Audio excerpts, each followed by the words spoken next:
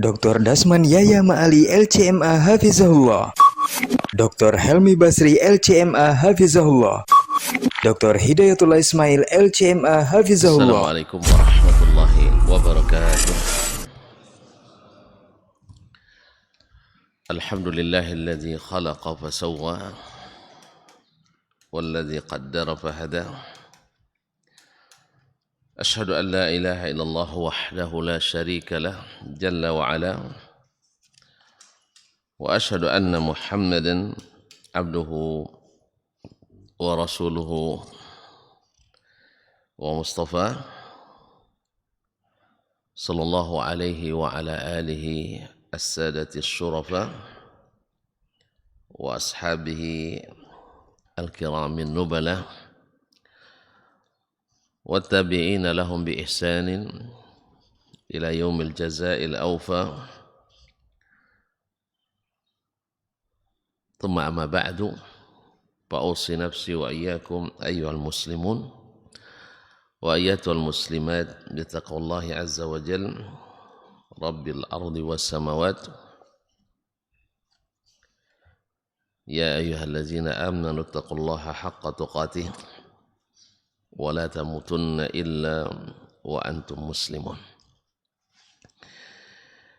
Ma'asyiral muslimin, ma'asyiral muslimat, Bapak dan Ibu-ibu, saudara-saudara dan saudari yang dirahmati Allah dan yang dimuliakannya. Alhamdulillah, kita selalu bersyukur hendaknya kepada Allah Subhanahu wa taala.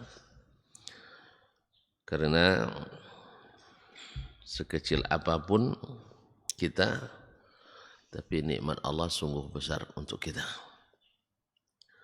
Sekecil apapun kita, posisi kita, kedudukan kita, sesungguhnya nikmat Allah sangat besar pada kita. Khususnya bagi jiwa-jiwa yang beriman. Orang-orang yang telah bersaksi masuk Islam. Sesungguhnya sangat besar nikmat Allah kepadanya.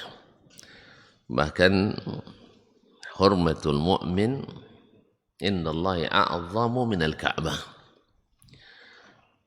Harga diri seorang mukmin itu di sisi Allah lebih besar daripada kehormatan Ka'bah sendiri.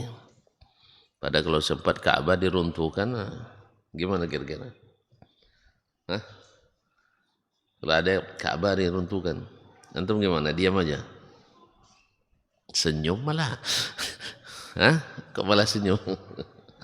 Kaum muslimin dan muslimat, pasti umat Islam seluruh dunia akan pasang badan untuk membelanya. Padahal maka Ka'bah itu nikmat besar bagi kita. Nah, nikmat seorang mukmin lebih besar daripada itu. Oleh itu kita tetap bersyukur kepadanya atas nikmat ini.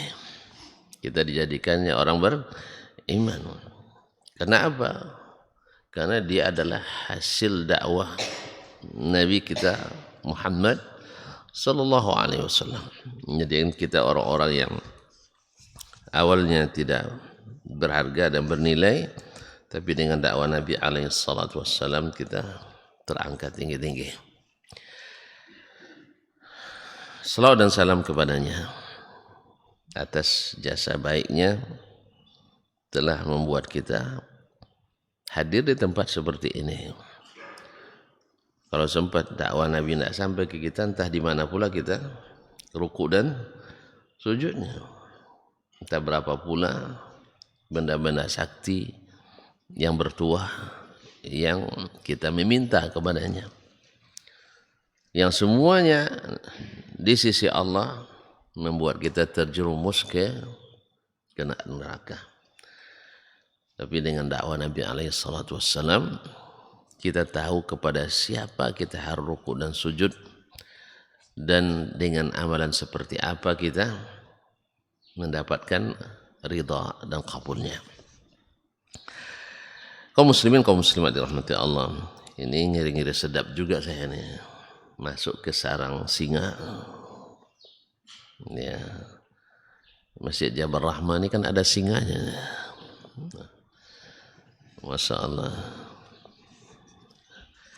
Awak sangka pindah kajian, pindah ke tempat yang lebih tenang kan? Nah, ini lebih serem lagi. Nah, tapi tidak apa-apa. Ya, Masya Allah. Beliau singa podium ya. Awak singa padang pasir. Kaum muslimin dan muslimat dirahmati Allah, mohon izin Syekh. Nah, dan kepada para ustaz sekalian, saya justru menjadi kan ngeri-ngeri sedap. Ada ngerinya, ada sedapnya juga. Alhamdulillah. Seru kenapa? Ya karena kalau ada rambu-rambu yang terlanggar nanti ada yang kasih tilang, surat tilangnya, bukti pelanggaran. Karena kita seperti kata Nabi SAW, al-mu'minu mir'atu akhi. Orang beriman itu cermin bagi saudaranya. Apalagi cermin yang tidak retak, cermin yang tidak berdebu dan bernoda, cermin jernih yang senantiasa dibersihkan dengan ilmu dan iman. Terima kasih atas kesempatan yang diberikan. Mudah-mudahan jangan sekali ini aja Ustaz ya. Mudah-mudahan jangan sekali ini, habis itu dicabut lagi izinnya. Nah, kaum muslimin dan muslimat dirahmati Allah. Memang tabiat dakwah itu seperti itu. Ya, tabiat dakwah itu seperti itu. Kalaulah baginda Nabi alaihi salatu wassalam yang diajar langsung oleh siapa yang ngajarnya?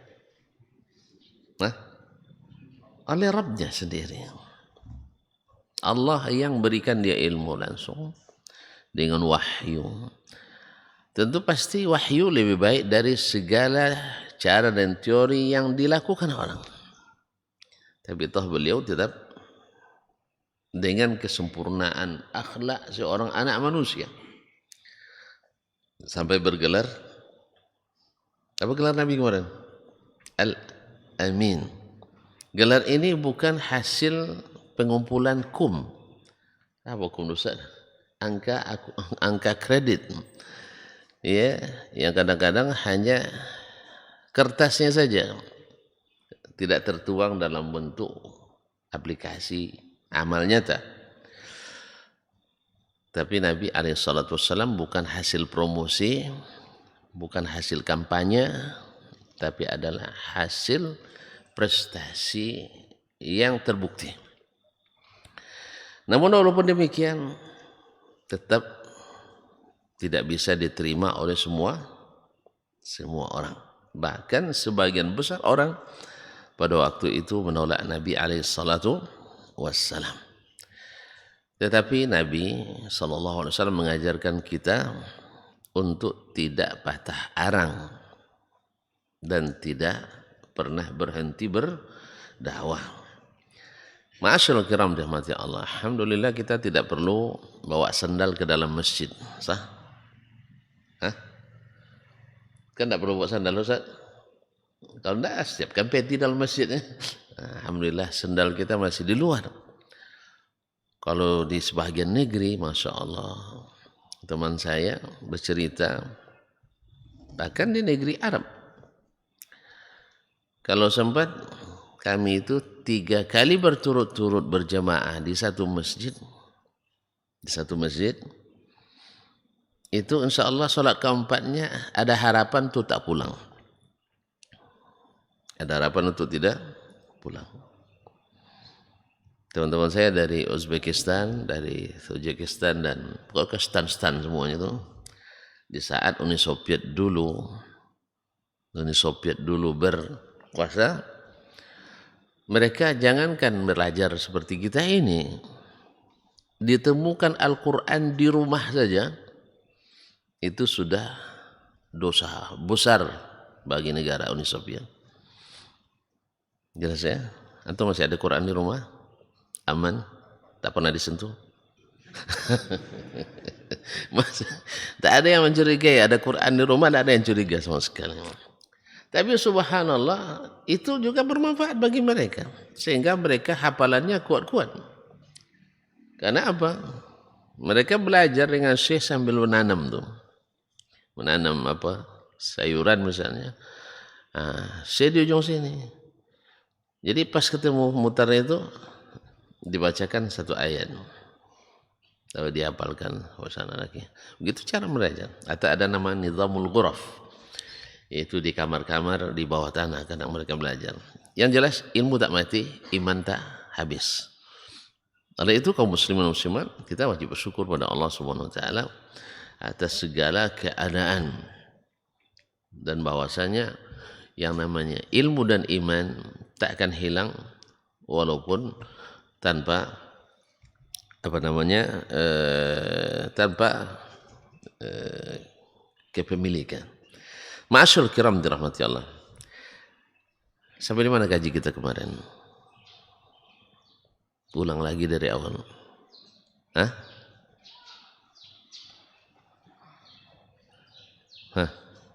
Tuh, saya diulang lagi. Ahdaf dirasati as-sirah. Yaitu kenapa kita belajar sirah, Antum masih lupa. Nah, saya terus terang seharian kemarin tidak sempat murajaah. Tapi di sini masih ada tanda. Barakallahu fikum. Kemarin kita terakhir tentang di antara tujuan belajar as-sirah an-nabawiyah adalah untuk mengetahui perubahan yang dibawa oleh Nabi alaihissalatu wassalam. Dia sebagian orang hari ini cenderung untuk tidak siap berubah. Tidak siap berubah. Sering kami berdiskusi dengan para penuntut ilmu, khususnya kaum akademisi. Silakan keluarkan semua yang Anda ingin keluarkan. Saya siap untuk mendengarkan. Tapi siap juga untuk saya jelaskan. Semua unek-unek, semua syubhat, silakan keluarkan. Saya tidak termasuk dosen yang suka mengurangi nilai. Saya dosen yang suka menambah nilai. Tuan-tuan kalau nak tinggi-tinggi nilai, kuliah sekarang. Iya, Ustaz. Kuliah. Minta lokal saya. Apalagi kalau menikah lagi. Siapa menikah di semester saya ngajar, saya kasih nilai A. Tapi SKB, syarat dan ketentuan berlaku. Tidak langsung dah. Harus kuliah, harus masuk cukup, absensi, ujian harus ikut, dan yang penting sekali, UKT harus bayar. Karena itu kalau tidak dibolehkan oleh rektor untuk memberikan nilai. Seluas itu, kalau soal nilai itu milik saya memang. Gimana? Kuliah, nikah lagi, dapat nilai A. Kaum muslimin dan muslimat. Jadi banyak orang katanya dakwahnya tidak boleh berubah sama sekali. Kalau berubah dari yang benar ke yang salah, betul? Sah? Berubah dari yang benar ke yang salah, betul tidak boleh? Sah? Dari yang salah ke yang lebih salah? Tentu lebih lah, tidak boleh juga. Tapi kalau berubah dari yang keliru, dari yang salah, atau dari yang kurang kepada yang lebih, tentu saja dianjurkan. Antum kaum muslimin dan muslimat dirahmati Allah, kalau ada pekerjaan yang beratnya sama, di sini gajinya 3.498.000 UMR. Nah, di sana dibalik, bukan 3.400.000 tapi 4.300.000. Antum pilih yang mana?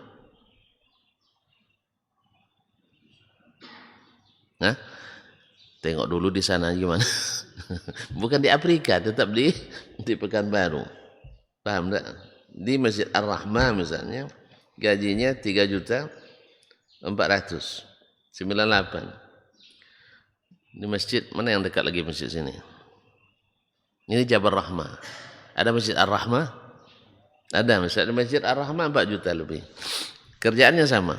Pilih yang mana? Ustaz.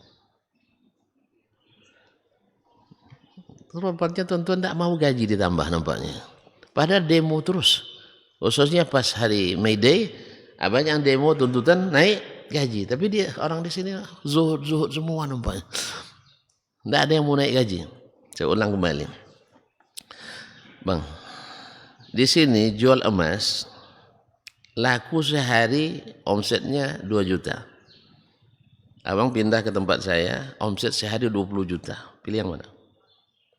Hah? Pindah ya? Pindah. Tadi dikit sekali tambahannya, sekarang banyak. Dari awalnya di tempat ini tidak laku-laku. Lalu pindah ke sana, lakunya dengan kelipatan 1000. Pindah ada? Hah? Mau tak?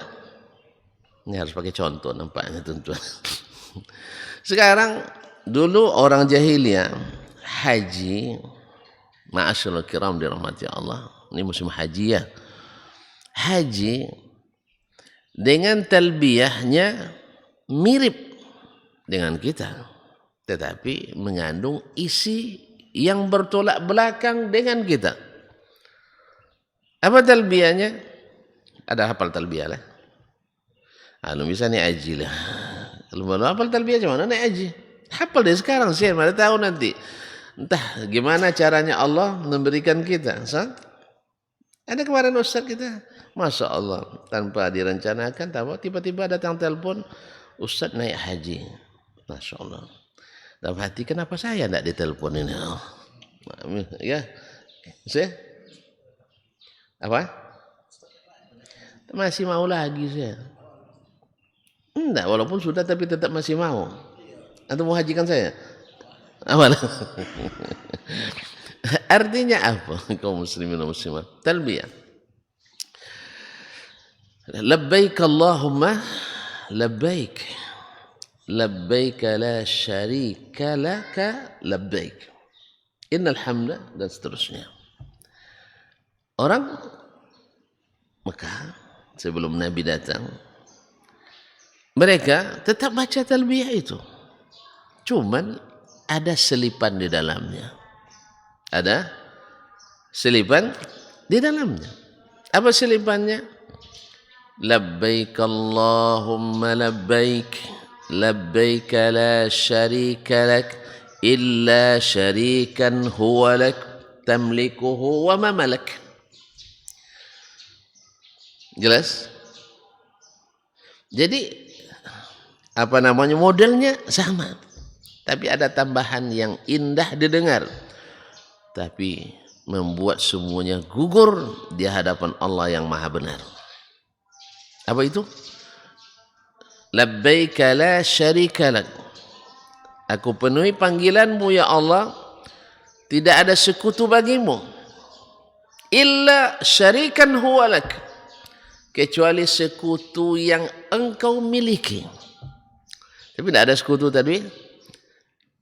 Yang mereka nafikan adalah sekutu yang sebanding dengan Allah.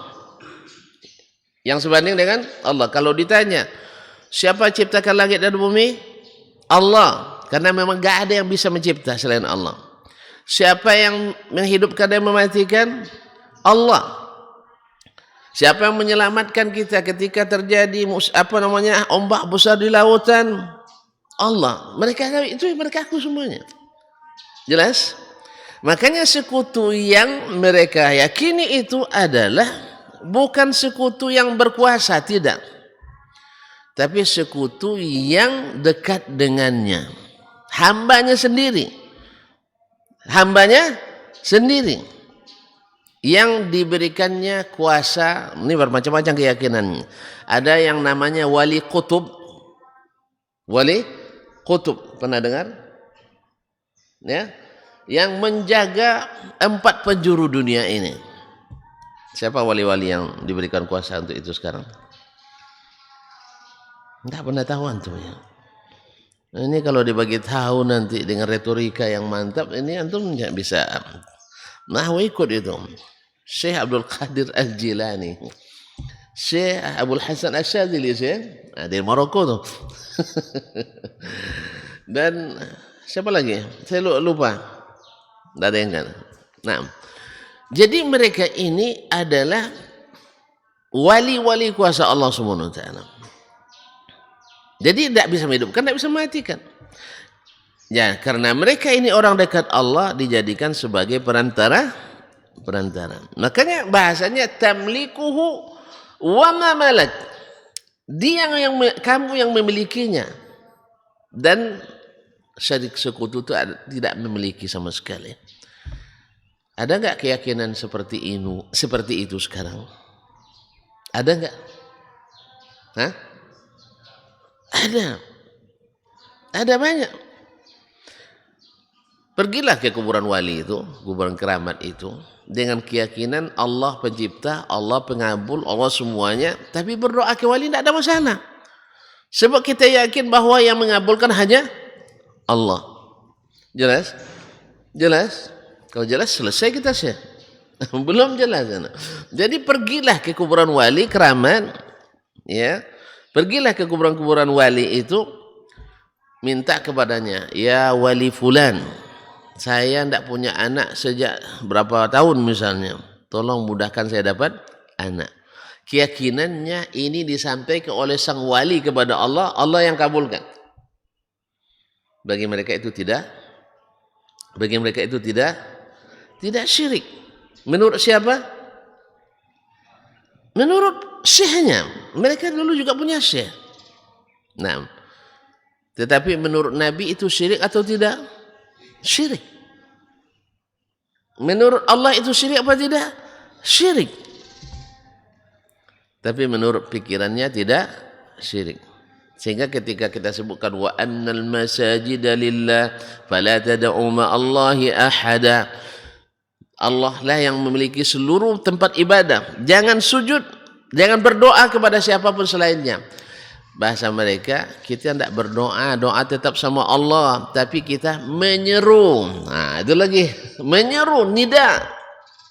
Ini yang mentafsirkan seperti ini bukan ustadz viral lokal, bukan viral nasional, viral internasional. Menyebutkan itu. Tafsirannya adalah kita hanya menyeru sang wali. Jadi mereka membedakan antara nada wa da'a, nida wa doa. Padahal bahasa Al-Quran sama. Wa naha nuhu rabbahu. Semuanya nada, nida dengan doa. Itu hanya perbedaan nama. Bisa hakikatnya sama. Tapi begitulah subhan. Di saat ilmu kurang atau nihil, subhan masuk. Itu yang ingin dirubah oleh baginda Rasulullah sallallahu alaihi wasallam. Nah, dengan belajar sirah ini kita paham. Kecuali sirah hanya belajar angka-angka. Tahu sirah belajar angka-angka? Atau belajar nama-nama. Nabi kita namanya Muhammad, ayahnya namanya Abdullah, datuknya namanya Abdul Muttalib, sukunya namanya suku Quraisy, dari Bani Hashim, lahir tahun Gajah, tahun 571 Masehi, atau tahun pertama kelahirannya. Kemudian beliau setelah beliau dilahirkan keadaan ayahnya sudah meninggal. Kemudian umur 4 tahun ibunya meninggal. Kalau itu memang tidak akan paham kita ini dari sirah. Tapi kalau kita ikuti perjalanannya, makna dalam sirah. Makanya kaum muslimin muslimat, sirah ini sudah lama ditulis. Bahkan sahabat mengatakan kunna nu'allimu atau kunna nulaqinu. Seperti di mukaddimah kemarin. Auladana sibyanana as-siratan nabawiyah kama nulaqqinuhumul Qur'an. Kami mentalkinkan sirah nabawiyah kepada anak-anak kami seperti mentalkinkan Al-Qur'anul Karim. Memang peristiwa itu harus dihafalkan, betul. Tapi jangan lupa makna di dalamnya. Sebab semua orang yang melakukan yang tadi kesyirikan terselubung itu Mereka tahu semuanya. Bahwa Nabi mengajarkan tauhid, tahu iya. Tapi tauhid seperti apa yang diajarkan, ini yang mereka kadang-kadang tidak sampai ke situ. Karena apalagi kalau sudah sirah ini diajarkan terpisah dari disiplin-disiplin ilmu yang lain. Hanya cerita-cerita yang mohon maaf, cerita tentang Nabi tak ada kosongnya. Cuman kita sendiri yang tidak mengambil isi yang sangat syarat di dalamnya. Isinya yang kurang kita ambil. Bukan sirahnya kosong, masa sirah Nabi kosong. Mereka tahu, misalnya ketika Nabi akan wafat, apa wasiat terakhir Nabi SAW? Siapa yang hafal? Siapa yang hafal? Serapannya saya tanggung pagi ini. Pagi besok enggak, pagi ini aja.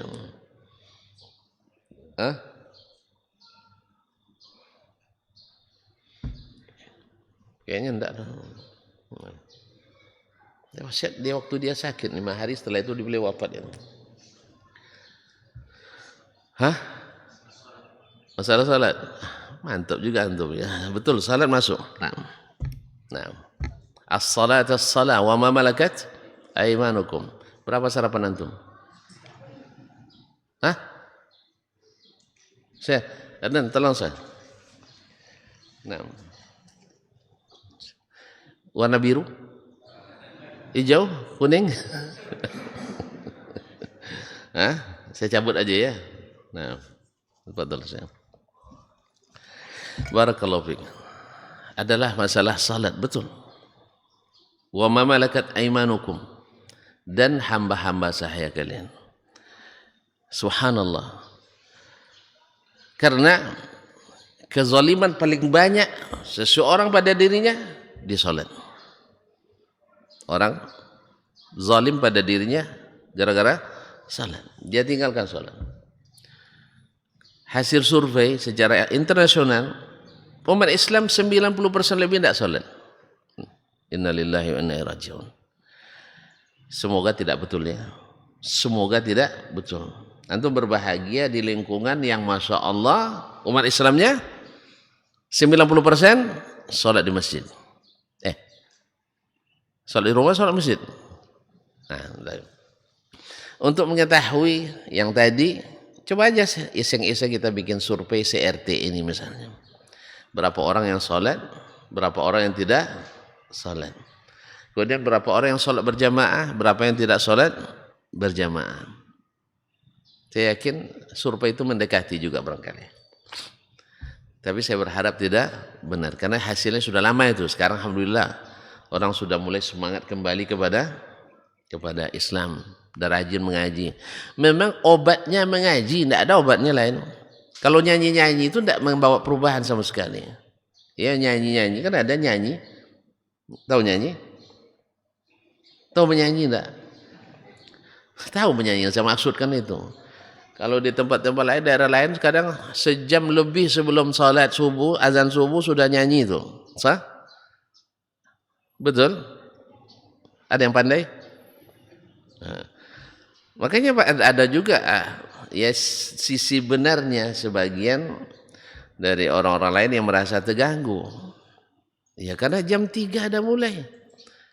Ya mulai belagu. Ya belagu tidak seorang aja. Mikrofonnya didengar oleh semua orang. Tentu saja yang masih bangun atau yang tidurnya tidak tebal, tidur tipis gitu. Terganggu orang. Padahal yang diizinkan untuk dikumandangkan keluar itu ada asalnya hanya azan saja. Azan lama? Enggak. 4 menit. Makanya kalau 10 menit antara azan dan qamat, tinggal 6 menit lagi. Azan qamat tinggal 6 menit. Ala kulli hal, kaum muslimin dan muslimat dirahmati Allah. Jadi yang merubah itu memang mengaji. Ngaji yang berisi kembali kepada Al-Quran dan Sunnah, dan berpedoman kepada salafus salih min hadhil ummah. Karena khalaf banyak ahli takwilnya. Banyak ahli takwilnya. Semua ditakwilkan. Kalau akidah sudah berani mereka takwilkan, berarti masalah ibadah lebih mudah ditakwilkan. Antum kalau akidah berani antum takwilkan, ibadah lebih berani lagi. Apa sebab? Yang esensial sekali, yang substansi sekali, bisa antum tak terima dari Allah langsung, tak terima dari Rasulullah langsung, harus lewat syekh. Sah? Iya kan? Lulus kata syekh, lulus. Kalau tak lulus kata syekh, tak lulus. Apalagi masalah ibadah. Tentu antum tengok syekhnya. Syekh saya sudah profesor, tapi tak pernah nampak di masjidnya. Kan gitu lagi. Oh berarti sholat di masjid ini kan untuk orang-orang yang kurang kerjaan aja. Kalau yang sudah banyak kerjaannya, banyak prestasinya, akademis dan sebagainya, tidak perlu lagi ke masjid. Akhirnya gara-gara ke orang-orang yang diberikan kelebihan itu jarang ke masjid, otomatis masjid kurang terawat. Saya pernah sholat di sebuah tempat yang di situ banyak guru-guru besarnya. Ya. Musalla tak ber-AC. Kipas angin apalagi AC. Karpetnya entah sejak tahun 70-an atau 60-an enggak diganti. Ya. Toilet enggak ada. Gimana nih orang? Toilet enggak ada di sebuah tempat ibadah. Orang-orang itu ngadu ke kita. Saya bilang, kalau tuan-tuan berhasil membawa orang-orang besar itu, karena mereka punya duit dan bisa membuat kebijakan, sah? Bawa mereka sholat di sini, insya Allah 5 waktu mereka sholat di sini, insya Allah waktu ke-6 dia ada pikir dia bikin kipas angin, sah? Apalagi di musim sekarang nih gerah, atau dia nggak akan datang lagi. Dua matabat. Kenapa nak sholat bro? Panas katanya. Tapi kalau sempat diwajibkan ke masjid panas, harus dipikirkan cara mendinginkannya. Minimal dinding dibobol. Ya kan? Tidak ada duit apa dinding dibobol. Supaya apa? Supaya ada udara masuk. Ketika dia lama pula di masjid, duduk di masjid lama, tentu ingin buang air. Tengok tidak ada pula WC, terpikir dia bikin WC. Tengok pula sitar. Ya sitar tadi saya katakan mungkin seumur juga dengan karpet. Jadi lebih banyak lubangnya daripada nyangkutnya. Akhirnya terlihat pula jemaah perempuan rukuk sujud di depan lelaki-laki. Akhirnya terpikir pula bikin sitar. Nah setelah kalau sempat bertemu orang yang punya kebijakan 5 orang atau orang punya kemampuan 5 orang, kipas berapa satu? Berapa cik kipas Ustaz? Ada 1 juta? Tidak sampai 1 juta rupanya. Kalau 5 orang yang berduit, yang pendapatannya 10 juta ke atas sebulan, berkumpul 5 orang di sebuah masjid, selalu dia sholat masjid, mau dia tidak ada kipas? Saya ulang, saya nanya ke antum bulan. Orang yang biasa bekerja di ruang ber-AC, terus dibawa sholat di masjid yang tak ada kipas angin. Kalau dia memang mau sholat, tahan gak dia tanpa kipas? Tidak akan tahan. Ada dicari, mana pengurus? Berapa kipas cucunya ya? Berapa kipas katanya? Dia mulai bertanya. Apa namanya? Ya sekitar 1 juta. Ini berapa perlunya? 5. Misalnya, masalah kecil kan 5 cukup kan? Tengok saldo. Rupa saldo banyaknya pengurus yang tak mau keluarkan. Iya, banyak yang suka nabung di masjid. Ini ingat pengurus, uang jemaah bukan untuk ditabung. Uang jemaah bukan untuk di apa namanya? Bukan untuk didepositokan di bank. Uang jemaah itu untuk digunakan karena mereka ingin dapat pahala. Jelas? Jadi mana karpet yang sudah tidak patut lagi, tidak buat sujud 2 detik aja sudah bersin-bersin orang, cepat dibasuh kembali atau diganti dengan yang baru. Ini tidak saya lihat, masya Allah, masjid dah selesai nih. Saya tengok saldo uang pembangunan masjid 268 juta. Operasional masjid 170 sekian. Anak yatim, karena anak yatim selalu dibagikan sekitar 60-an. Subhanallah. Pas sujud karpetnya sesak napas, terpaksa nahan napas sedang sujud. Tengok lagi honor khatib 75.000. Subhanallah, kaum muslimin dan muslimat yang rahmati Allah. Jadi Allah musta'an. Rupanya pengurus suka nabung itu. Maksud saya ketika ngaji ini merubah cara berpikir seorang yang punya kemampuan atau punya kebijakan, pasti masjid akan selesai cepat. Minimal yang sangat vital sekali, WC. Ketika dia butuh WC, wah mampet WC-nya, tentu tidak mampu dia besok. Dua kemungkinan, saya tidak mau sholat masjid itu lagi.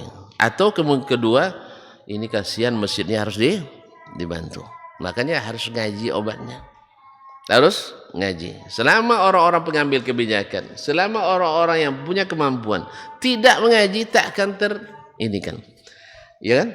Makanya di tempat-tempat yang pengajiannya hidup dengan kajian, bukan nyanyian. Jelas ya?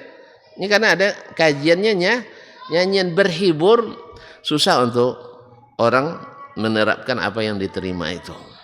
Allah musta'an.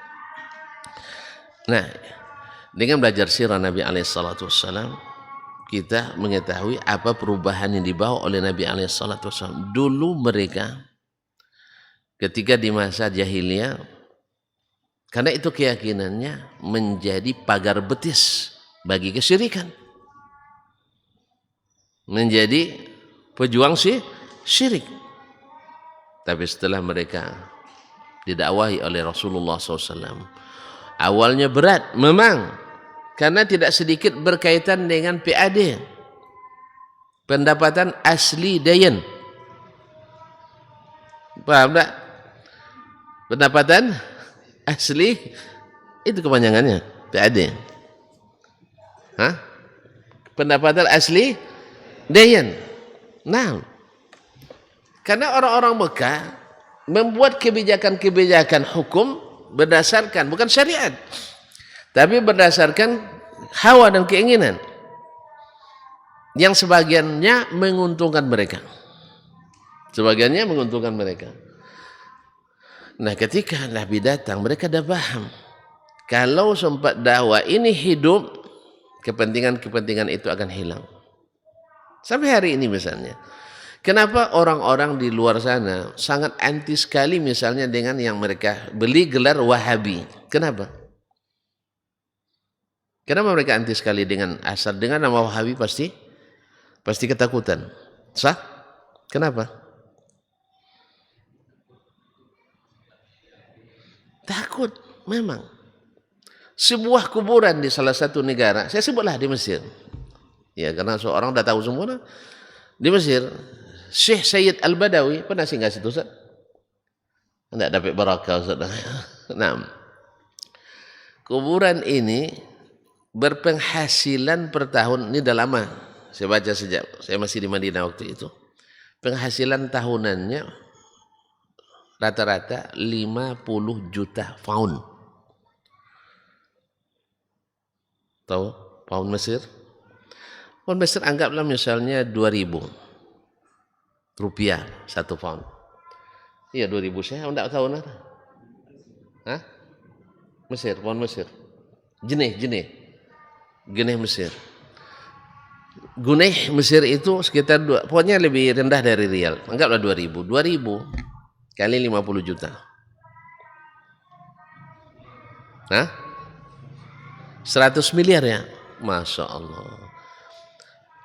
Kalau antum wali kotanya kehilangan penghadapan asli dayan, asli daerah, ini daerah nih, kalau wali kota asli daerah 100 miliar per tahun, mau enggak antum hilangkan itu?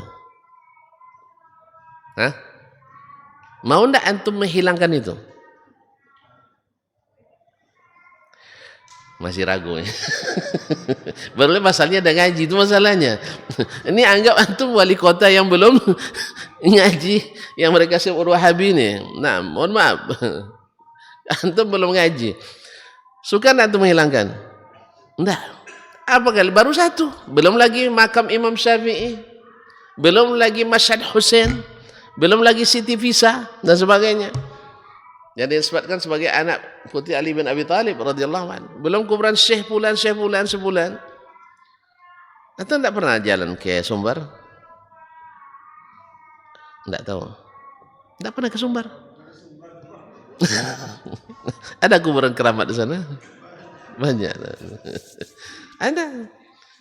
Kan kemarin baru dibongkar mah peti-peti apanya. Cuman saya agak ragu juga dengan kewaliannya. Sebab apa? Petinya masih dikunci. Kotaknya masih dikunci enggak? Enggak tahu. Nggak ada yang antum buka nanti di video, di apa YouTube, dibuka kuncinya. Harusnya kan ada wali yang jaga. Iya kan, kalaulah dia bisa mengetahui hajat kita di rumah kita, dia bisa mengabulkan doa-doa kita, masa jaga duit enggak bisa? Enggak paham antum nah. Kan berkeyakinan para pengunjung ini, penziarah ini kan banyak hajatnya. Ya Allah, bukan ya Allah, Syekh, sampaikan ke Allah saya minta perlindungan ini dan sebagainya. Sah?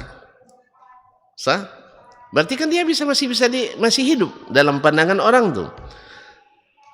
Kenapa peti uang ini tidak bisa dia jaga? Paham enggak? Oh, uangnya keramat bisa hilang juga. Kaum muslimin dan muslimat yang dirahmati Allah. Nah, tidak mungkin ini kita cerita baru di kalangan muslim ini, apalagi di masa jahiliyah dulu. Maka mereka pasti akan terganggu dengan dakwah Nabi alaihi salatu wasallam. Nah, sekarang bila ada kebiasaan itu, saya tidak menyebut orangnya jahiliyah, jangan salah paham ya. Kita tidak zaman jahiliyah lagi. Cuman orang ini melakukan perbuatan orang jahiliyah. Syirik itu perbuatan orang jahiliyah. Nah, yang mereka tak sadar kadang. Karena ada yang melariskannya. Kan tadi, selama tidak mengakui ada pencipta selain Allah, selama tidak mengatakan ada yang menghidupkan mati selain Allah, kita masih muwahhid. Soal berdoa kepada wali-wali itu adalah bab tawassul, bab istighatsah. Jangan kalian ikut Wahabi. Wahabi ini bahaya, menghilangkan situs-situs sejarah, kuburan-kuburan wali. Kalau kita harus rawat kuburan wali. Kalau sempat, mereka yang urus Masjid Nabawi, mungkin lebih banyak kuburan Nabi itu lebih berbesar daripada tempat salat mungkin. Naam, kaum muslimin dan muslimat dirahmati Allah. Makanya pendapatan yang 100 miliar tadi mungkin enggak akan di rumah. Mungkin enggak dihilangkan. Supaya jadi 100 miliar itu saya. Karena tuntutan dari atasan harus sekian. Kalau enggak nanti Anda enggak bisa melanjutkan program pembangunan.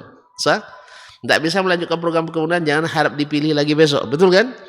Makanya seluruh dakwah yang membawa kepada menghilangkan syirik dan berkepentingan di situ ditentang oleh orang-orang yang punya kepentingan. Orang yang punya kepentingan, baik besar maupun kecil, dan itu yang dialami oleh Nabi alaihi salatu wassalam. Antum tahu enggak bahwa berhala-berhala yang ada itu akan ada pengurusnya? Masa berhala biarin begitu aja? Tentu ada perawatan, Ada enggak? Iya, ada anggarannya. Jelas? Ada. Nanti berapa kesempatan kerja yang hilang. Kemudian ketika haji dan umrah, mereka buat aturan. Orang di Mekah orang suci. Luar-luar tanah haram tak suci. Oleh sebab itu, tidak mungkinlah pakai pakaian orang di luar tanah haram untuk haji dan umrah. Akhirnya mereka syaratkan siapapun yang haji dan umrah mesti memakai pakaian orang tanah suci. Ini jadi PAD enggak? Jadi sumber devisa enggak? Hah? Sumber devisa. Dan bila tidak cukup, inilah sejarahnya kenapa mereka ada yang tawaf telanjang bulat di Ka'bah. Ada enggak syariat yang membolehkan telanjang bulat beribadah? Hah? Enggak ada. Ya agama samawi ya, enggak ada. Yang membolehkan telanjang bulat ketika beribadah. Tapi mereka mengklaim itu sebagai agama. Mereka mengakui pewaris Nabi Ibrahim alaihissalam. Apa sebab? Daripada berpakaian yang tidak suci, lebih baik telanjang bulat. Sebenarnya ini shock terapi bagi yang tidak mau atau yang tidak mampu, supaya sebelum datang ke Mekah siapkan beli atau sewa. Jadi siapa yang tidak mampu, siapa yang tak dapat, maka wajib menanggalkan pakaiannya. Sebenarnya akal-akalan orang Mekah. Paham tak? Akalan. Sejahiliah apapun orang, tawaf ramai, rawab depan orang ramai telanjang, malu tak? Sejahiliahnya orang, kecuali dia hilang akal. Tapi apa boleh buat? Kita ada terlanjur ke Mekah. Dari perjalanan, ada yang perjalanan sebulan mereka dari kampungnya. Akhirnya mereka rela untuk melakukan karena dilegitimasi oleh yang mengaku ulama-ulama waktu itunya, petinggi-petinggi agama. Mereka bukan ulama tapi petinggi agama. Mereka yang melegitimasi itu ya karena sudah dapat cap halal. Kan cap halal kan dari siapa? Dari otoritas pemuka agama, bahwa itu memang harus dilakukan, padahal sudah ada kolaborasi antara yang berkuasa dengan yang berkuasa dengan yang dianggap pemuka agama waktu itu di masa jahiliyah. Makanya akhirnya mereka terpaksa melakukannya atas nama agama. Orang-orang yang tak paham agama berhujjah, andai Allah tak suka pasti dilaknatnya orang itu semua. Sah? Ini kan orang tak ngerti agama ini. Paham tak? Kalau seandainya Allah menghukum setiap orang berdosa, mata raka alaihi bihamin sih. Allah tak akan tinggalkan satu pun bal min dabbah. Ya, Allah katakan, andainya setiap orang berdosa, Allah langsung murka. Ada yang tinggal lagi? Tak ada yang tinggal di atas permukaan bumi satu pun. Jelas ya? Makanya Allah tidak boleh kita tes dengan kalau memang ini benar, mati saya selepas ini. Karena kemarin dokter ya di sini juga menunjukkan kalau ajaran saya salah, saya berani untuk bermubahalah. Kalau saya mati, berarti ajaran saya salah. Kalau yang lain mati, ajaran saya benar.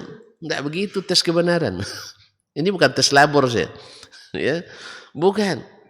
Tes kebenaran itu Al-Quran dan Sunnah. Al-Quran dan Sunnah. Bukan kalau sakit salah. Ya. Kalau gitu tidak sakit orang taat. Yang maksiat sakit semua. Justru terbalik malah, yang taat sakit-sakitan. Karena memang setelah sakit baru taatnya. Yang sehat-sehat bukan kemaksiatan. Tidak bisa. Itu tidak bisa jadi alasan. Andainya Allah tak suka dengan ajaran itu, dengan tawaf telanjang itu, pasti Allah sudah matikan mereka. Tidak. Karena ad-dunya darul amal wal akhirah darul jaza. Antum kalau disuruh orang tawaf telanjang mau? Kok senyum antum? Kayaknya mau. Tidak kan mau kita. Tidak mau kecuali kita sudah kehilangan akal sehat. Nah, tinggal akal sakit. Jadi perubahan seperti ini yang mau dibawa oleh Nabi SAW, karena keyakinan dibangun di atas rasa-rasa dan kira-kira. Dikira-kira dengan akal, dirasa-rasa dengan hati. Seperti orang nak memahami misalnya. Ya, ketika berbicara tentang hadis perselisihan umat atau hadis tentang perpecahan umat Islam. Tidak mungkinlah sebagian besar masuk golongan Kan kata Nabi terpecah umat ini jadi 73 golongan. Semuanya masuk neraka kecuali satu. Kalau ikut perasaan, kasihanlah 73 masuk neraka. Kalau perkiraan tidak mungkinlah. Sebab umat ini kata Nabi akan masuk surga semuanya. Berarti umat yang dimaksud bukan umat Islam, tapi umat termasuk umat yang di luar Islam, umatud dakwah, Yahudi, Nasrani, Buddha, Hindu dan sebagainya. Sebenarnya kalau dia mau baca hadis dan pandai berhitung, tidak mungkin berpendapat seperti ini. Sebab di awal hadis sudah ada kata Nabi, Yahudi berpecah jadi 71, Nasrani berpecah jadi 72. 71 tambah 72 berapa? Hah? 143 tambah 73 200 213. Nabi bilang umat ini berpecah jadi 73. Kalau diakumulasikan jadi berapa? 213. Berarti hadis yang sahih itu pemahaman ini yang cacat. Saya ulang kembali. Sebagian orang ingin menolak bahwa bid'ah itu menyesatkan karena bid'ah semuanya hasanah. Karena Nabi bilang semuanya dhalalah, saudara kita bilang semuanya hasanah. Sebab ketika minta mana bid'ah yang dhalalah enggak bisa. Di kenyataan dunia nyata ketika kita minta kalau ada bid'ah hasanah, apa contohnya? Ini. Coba contohkan bid'ah dhalalah. Bilangnya salat subuh 3 rakaat. Sejak zaman Nabi sampai hari ini tidak ada yang berani bikin salat subuh 3 rakaat. Sah? Tidak akan ada berani. Kalau itu yang antum katakan percuma peringatan Nabi SAW. Jelas ya? Nah, percuma peringatan Nabi SAW sesuatu yang tak akan mungkin. Makanya semua bid'ah kata Rasul dhalalah. Menurut kita semua bid'ah itu hasanah. Dari situ berangkat. Tak mungkin firqah yang sesat itu lebih banyak dari firqah yang selamat. Menurut pikiran. Maka dihitunglah yang dimaksud oleh Nabi ummati itu, umatku itu adalah umat dakwah. Termasuk Yahudi, termasuk Nasrani, termasuk Hindu, termasuk Buddha, Konghucu, Paganis dan sebagainya yang bukan Islam. Itu yang terpecah jadi 73. Maka kita bilang, ini tidak pandai berhitung nih orang yang memahami seperti ini. Sebab Nabi di awal hadis sebut Yahudi berpecah jadi 71. Nasrani berpecah jadi 72. 71 tambah 72 143. Taib. Tambah lagi umat ini 200. 216. Jadi kita yang salah hitungkah atau Nabi yang salah bilang? Paham? Berarti yang dimaksud oleh Nabi itu bukan ummatul dakwah, tapi adalah ummatul ijabah yang sudah bersahadatain. Akan terpecah jadi 73 golongan. Tidak perlu kita tahu yang 72, tapi yang wajib kita ketahui ada yang satu tadi.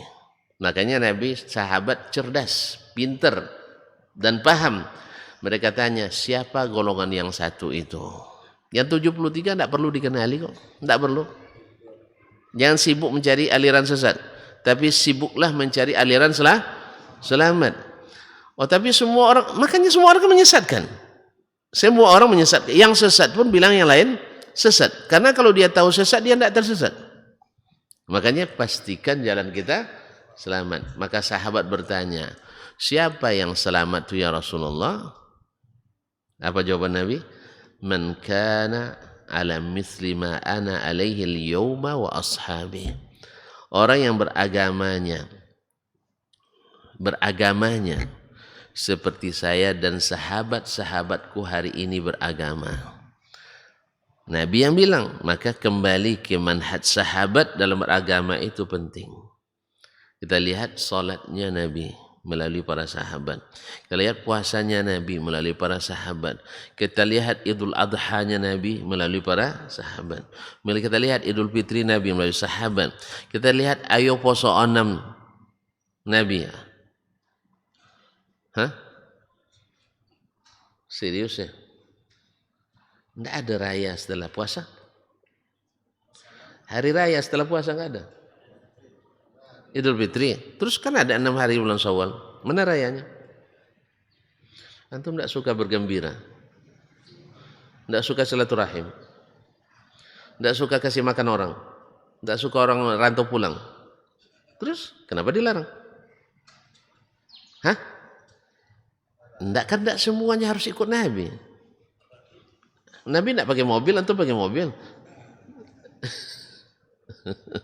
Kaum muslimin dan muslimat dirahmati Allah. Nabi tidak pakai kacamata, antum pakai kacamata.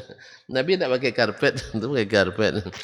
Jadi kadang-kadang kaum muslimin dan muslimat orang tidak bisa membedakan mana masalah sunnah duniawiyah dengan sunnah syar'iyah.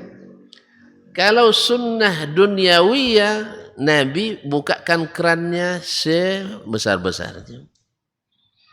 Jelas? Maka Nabi tidak pernah melarang kita masalah dunia kecuali yang dilarang syariat. Asalnya masalah dunia buatlah atau yang nak buat. Ya sih? Nah, kecuali yang dilarang secara syar'i. Dan itu sedikit. Kemudian masalah akhirat jangan coba buat-buat. Kecuali ada petunjuknya. Karena Nabi SAW tanpa diutus Nabi pun antum pandai berjalan, pandai makan, bahkan pandai kawin. Ya tak? Tidak ada yang tak pandai tanpa diutus Nabi. Tapi kalau sholat tanpa diutus Nabi, pandai kita? Tidak pandai. Bertauhid tanpa diutus Nabi, pandai kita? Tidak pandai. Mengenal Allah tanpa diutus Nabi, tahu kita? Tidak. Kalau bikin lampu tanpa diutus Nabi, pandai? Pandai. Bikin kamera tanpa diutus Nabi, pandai? Pandai. Makanya Nabi dalam masalah ini, buatlah yang kalian pandai tanpa saya. Tapi kalau masalah ibadah, kalian tak akan pandai kecuali melalui saya. Maka ikuti saya dalam bab ini. Yang lain, ikuti kalau ada ketentuan dalam syariat ini. Misalnya, kalian pandai jual beli tanpa Nabi. Jual beli tanpa ada Nabi. Bisa tak jual beli? Ya sih. Itu orang-orang kafir jual beli pandai daripada kita lagi. Tanpa ikut aturan Nabi, lebih pandai. Buktinya harta lebih banyak yang mereka miliki dari kita. Tidak tahu antunya. Kebun sawit di Indonesia, siapa yang banyak punya? Ustaz. Kok bingung? Kita yang berikut Nabi atau yang tidak ikut Nabi? Yang tidak ikut Nabi. Pandai mereka jual beli? Pandai berkebun? Pandai? Semua pandai. Ini mobil yang antum kendarai, Toyota, Daihatsu. Apa lagi? Ini sudah ngantuk nampaknya. Mitsubishi. Apa lagi? Ford dan sebagainya. Ini mereka sebelum buatnya belajar ke hadis Nabi dulu. Enggak. Makanya yang seperti ini antum a'lamu bi umuri dunyakum. Maka sunnah Nabi dalam masalah duniawi bersifat dinamis, fleksibel, sesuai dengan zamannya masing-masing. Paham? Antum a'lamu bi umuri. Berarti pakai HP sunnah? Ya sunnah. Nyimpan duit di dompet sunnah apa enggak? Ya sunnah. Bikin futsal sunnah, boleh enggak? Futsal, enggak tahu kalau futsal. Tahu futsal? Antum buat futsal sunnah, boleh enggak? Hah? Nanti sunnah nampaknya nih. Ini wahabi-wahabi yang suka bikin sunnah, jenggot sunnah, sendok sunnah dan sebagainya. Dia masalah itu semuanya sunnah memang. Semua masalah duniawi yang tidak dilarang dalam syariat itu adalah sunnah. Antum buat game nafsik sunnah, tak ada masalah. Siapapun boleh Siapapun boleh buat. Karena memang masalah duniawi ini. Tapi kalau karaoke sunnah, boleh? Hah? Kenapa enggak? Kan masalah duniawi nih. Ada aturan yang mengaturnya. Kecuali yang dilarang dalam syariat. Jelas? Taib. Saya penyanyi dangdut nih. Boleh enggak saya katakan dangdut sunnah? Hah? Kan ada dalilnya. Allah ciptakan bintang-bintang yang indah untuk dilihat. Tentu ada suara-suara yang indah untuk didengar. Kaum muslimin muslimat. Kalau sudah ada dalil khusus, jangan pakai lagi dalil-dalil umum. Ya tentang masalah alat musik, ya itu sudah ijma' as-salaf mengharamkannya. Kecuali yang dikecualikan dalam hadis Nabi alaihi salatu wassalam. Ya, as-salaf ya, bukan khalaf. Ini khalaf ini memang banyak yang fa khalafa khalfun adaa'us shalah wattaba'us syahawat. Ma'asyiral kiram dirahmati Allah SWT. Sampai-sampai Imam An-Nawawi mengatakan alatut tarab la turas. Alat-alat musik tak boleh diwariskan. Wala tuhab, tak boleh dihibahkan. Wala tuba, tak boleh dijual. Wala tushtara, tak boleh dibeli. Wala tuqaf, tak boleh diwakafkan. Jadi kalau ada yang mewakafkan alat musik nanti ke masjid ini, apa hukumnya? Hah? Ditolak. Maaf Pak, di sini bukan tempat bermusik. Karena itu diharamkan oleh Allah dan Rasulnya sallallahu alaihi wasallam. Alatnya bukan suaranya. Kalau sudah alatnya diharamkan, semuanya tentu diharamkan. Jadi bukan lagi masalahnya suara burung, berarti tidak boleh dengar suara burung. Tidak ada larangan dengar suara burung. Tapi kalau gitar ada larangan, ada. Jelas? Istri antum menyanyi depan antum, boleh nggak? Senyum lagi sih. Bayar dapat jawaban beliau. Tidak pandai menyanyi istrinya. Istri kita menyanyi depan kita, boleh enggak? Hah? Boleh kalau istri orang nyanyi depan kita? Hah? Istri kita nyanyi depan kita, ahlan wa sahlan, silakan. Istri kita nari depan kita, boleh enggak? Boleh. Halal semuanya. Sah? Betul kan? Tapi istri orang nari depan kita? Kan baru tahu kita. Nah sekarang yang acara-acara kita, yang nari depan kita, istri kita atau istri orang? Baik, saya nak tanya ke antum, putri kita, ini bukan istri, putri kita, nari meliuk-liuk depan kita, boleh apa enggak? Enggak boleh. Enggak boleh. Ya, apalagi anak gadis orang. Nah di sini pahamlah kita bahwasanya ngundang putri orang atau istri orang menari di acara kita haram. Walaupun tanpa alat musik. Walaupun tanpa alat musik, apalagi pakai alat musik. Paham? Paham? Kalau gitu jangan menganggap aneh lagi. Kalau seandainya kenapa di rumah Ustaz Helmi bermenantun kok kayak orang mati aja sih? Ya. Kenapa di rumah Ustaz ya tidak ada acara teng-teng-teng-tengnya? Kenapa? Karena itu tidak dibolehkan. Karena yang menari itu istri orang atau anak gadis orang. Yang lebih parah lagi, kita ajak orang ramai-ramai berbuat hal yang sama. Menonton yang tak boleh ditonton. Inilah sebenarnya kearifan lokal bangsa Melayu itu. Yaitu tidak mempertontonkan anak gadis orang di depan orang lain. Kalau tonton merujuk kembali adat asli Melayu adalah ada ruang depan laki-laki, ruang tengah ibu-ibu atau perempuan. Jelas? Nah, kalau sekarang nak ruang depan, ruang belakang, ruang semuanya campur aduk laki-laki perempuan. Berarti adat Belanda menjadi pengganti adat Melayu. Nah, para pendukung kearifan lokal. Ayo kita kembalikan ini yang betul-betul kearifan yang arif. Sampai cara duduk nenek moyang kita dulu di adat Melayu kita Ini rumah, ruang depan itu, ini mamak yang menanti. Tahu mamak yang menanti? Enggak paham? Ini belajar adat istiadat lagi kita. Mamak menanti ini saudara-saudara pihak perempuan. Kalau mamak yang berdatang sebelah sini menghadap keluar ke depan rumah. Tahu enggak tuan-tuan kenapa? Karena di ruang tengah ini kan ada pintunya.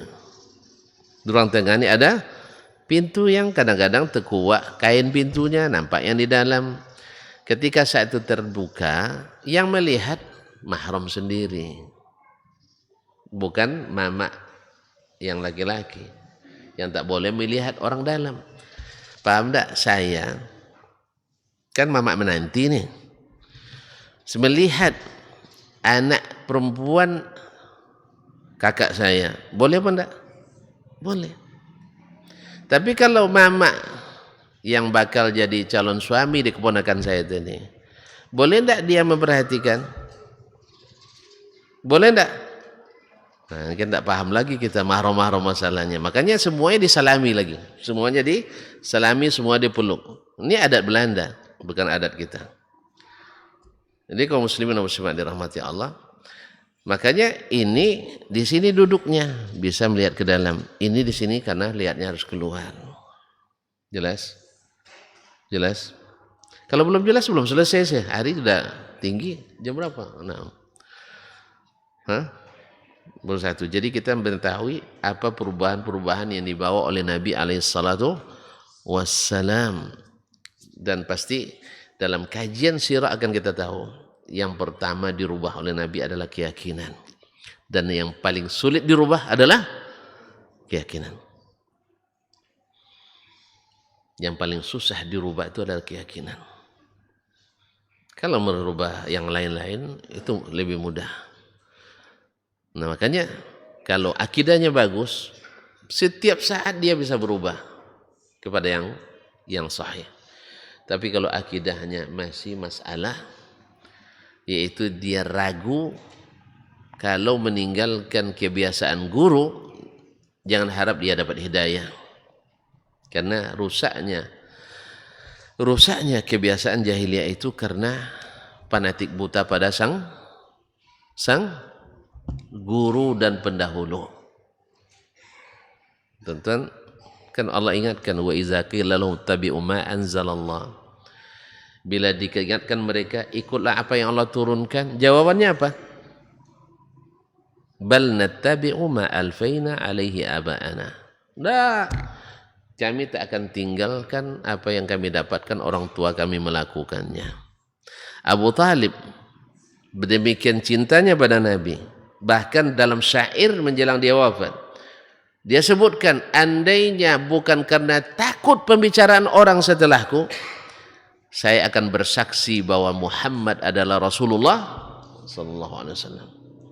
Tapi karena dia lebih mengutamakan kebiasaan nenek moyang, akhirnya tidak berhasil menjadi sang pejuang.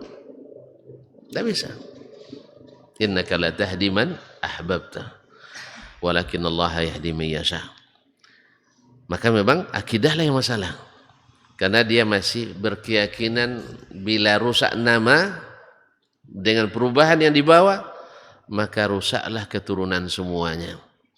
Atau tidak tega mengatakan bahwa nenek moyang kita dulu keliru, tiba-tiba kita yang datang belakangan lebih baik daripada mereka. Tidak tega kita. Kan itu ya kan? Terbayang oleh kita menyalahkan ayah, menyalahkan bapak, menyalahkan guru, menyalahkan kiai, menyalahkan buya dan sebagainya. Padahal kaum muslimin dan muslimat bahwa kita meninggalkan yang mereka laksanakan, bukan serta-merta kita menghukum mereka masuk neraka, tidak. Karena Allah lebih tahu urusan hambanya. Mereka dulu enggak tahu, mereka ikuti. Sekarang kita tahu, kenapa kita ikuti lagi? Karena sudah Allah ganti dengan yang lebih baik. Justru mudah-mudahan dengan kita mengikuti wahyu dan hidayah dari Allah SWT, menjadi pemberi syafaat nanti bagi orang-orang tua dan guru-guru kita. Karena kita mengenal ini adalah atas atas jasa-jasa baik mereka. Guru-guru kita tidak bisa kita nafikan jasanya. Cuman itu ilmu yang sampai ke mereka dan sampai kepada kita seperti ini. Tentu yang jadi hujjah adalah ilmu, bukan kebiasaan ini. Nah, cuman tidak sedikit hari ini dai yang mengatakan, bapak-bapak dan ibu-ibu, siapapun dai yang datang merubah kebiasaan kita ini, jangan terima sekalipun bawa ayat 1000, bawa hadis 1.000.000. Karena yang kita lakukan ini sudah dilakukan oleh nenek-nenek moyang kita dahulu. Tidak mungkin mereka tidak tahu. Tapi mereka amalkan berarti mereka tahu. Ya subhanallah. Kalau ilmu itu kan tahan uji. Mutu boleh diuji. Ya kalau memang mereka tahu, mana bukti dalilnya. Kalau tidak ada bukti dalilnya, ya kita tidak bisa katakan mereka tahu. Sebab mereka tidak pernah menyebutkan dalilnya. Ini mau contoh konkret nih yang saya alami sendiri. Waktu saya di pondok, di Darun Nahdha, tuan-tuan tahu Darun Nahdha ya? Pondok tertua di Riau. Berdiri tahun 48. Ini Dr. Helmi juga tamatan situ. Cuman saya senior dia. Nah, di sini pula menang saya di situ. Nah, itu yang buat saya agak berani juga di depan beliau nih. Jadi kaum muslimin dan muslimat, kami lama sepondok dulu. Jadi sahabat yang awet dari dulu sampai sekarang. Semoga sampai mati nanti. Amin. Nah, kalau beliau duluan masuk surga, insya Allah dia cari saya itu. Berikan sapaan. Kalau saya duluan, tapi kayaknya beliau yang dulu kayaknya. Nah, namanya saja sudah beda. Kalau saya Dasman, Kamilud Dasam, Pulkrim. Kalau beliau namanya Hilmi, orang yang santun. Kan mantap ya? Nah, jadi kaum muslimin dan muslimat. Dulu sahabat waktu di pondok, kami tahulah tuntun bahwa di pondok tuh ya orang-orang kampung, kain kadang diganti-ganti. Jadi ada celana saya itu sampai kelas 4 tak diganti tentu. Kalau tidak diganti sampai kelas 4 berarti ya Allah ya Rabbi. Biasanya kita naik ke atas atau kembang ke dulu. Waktu itu naik ke atas. Tentu tidak mengikuti perkembangan hidup nampaknya. Kalau masa itu masa pertumbuhan tentu tambah tinggi. Tidak mungkin tambah lebar. Karena waktu itu makan kurang. Paham? Tinggi tambah, badan tambah langsing. Ya, kurus. Pinggang tidak masalah. Panjangnya masalah. Kaum muslimin muslimat dirahmati Allah. Nah, ketika sudah cingkrang, kalau saya cingkrang kan bahasa sekarang, kami tidak pandai bahasa cingkrang dulu, kami namanya jengki. Jengki saya, lah jengki celana. Artinya kan di atas mata kaki. Itu dihukum oleh buya kami. Panggil sini. Kamu pakai celana preman katanya. Coba yang celana jengki di mata buya kami, rahimahullah wa ghafara lahu. Dia ada santri yang memang tidak sengaja juga, saya tidak tahu hukum memang sama sekali. Dibilang jengki ngaku aja, dibilang preman ya preman aja. Langsung dirotan misal atau dihukum. Kadang dipilih pusatnya begini. Besok ya jangan jengki-jengki celana preman tuh katanya. Berarti buya saya tahu enggak bahwa itu sunnah?